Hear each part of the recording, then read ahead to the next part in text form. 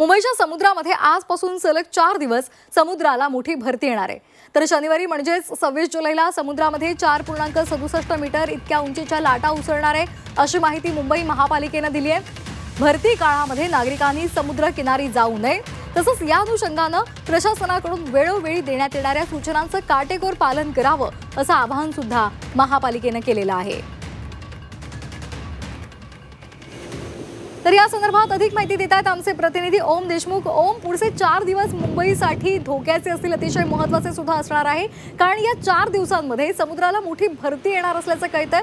काय या संदर्भातली अधिकची माहिती आहे? अगदी बरोबर आहे श्वेता, मी सध्या मरीन ड्राईव्हच्या किनाऱ्यावरती आहे आणि दृश्यांमध्ये आपण पाहू शकतो की कशा प्रकारे समुद्राला उधाण आलंय। वाऱ्याचा वेग सुद्धा या ठिकाणी जो आहे तो वाढलेला आहे आणि एकंदर लाटांचा वेग जर आपण पाहिला तर तुलनेनं अधिक वेगाने या ज्या लाटा आहेत त्या समुद्राच्या किनाऱ्यावरती आपल्याला आढळताना पाहायला मिळतात। काल प्रशासनाकडनं सुद्धा या संदर्भामध्ये महापालिकेकडनं अलर्ट देण्यात आला होता की 24 ते 27 जुलैच्या दरम्यान 4 दिवस समुद्राला मोठी भरती असेल आणि यावेळेला समुद्रकिनारी जाणं हे टाळावं, या दृष्टिकोनातून आपण पाहू शकतो की पोलिसांकडनं सुद्धा मरीन ड्राईव्हचा जो किनाऱ्याचा जो काही भाग आहे तो खाली करण्यात आलेला आहे।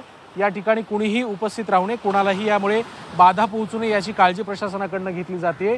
साधारणपणे 4.5 मीटर उंचीच्या लाटा या ठिकाणी उसळतील अशा प्रकारचा अंदाज प्रशासनाकडनं व्यक्त करण्यात आला आहे। 11:54 ही लाट येणार होती, परंतु समुद्रातल्या ज्या काही हालचाली आहेत त्या दृष्टिकोनातून काही वेळ याला कदाचित जाऊ शकतो।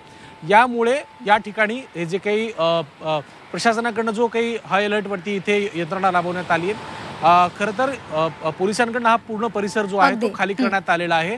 अलर्ट देण्यात आल्यामुळे प्रशासनाकडनं त्या दृष्टीने व्यवस्थापन सुद्धा करण्यात आले आणि दृश्यांमध्ये ज्या पद्धतीने आपण पाहू शकतो की लाटांचा वेग या ठिकाणी आपल्याला वाढलेला पाहायला मिळतोय। धन्यवाद ओम, दिलेल्या सविस्तर माहितीसाठी।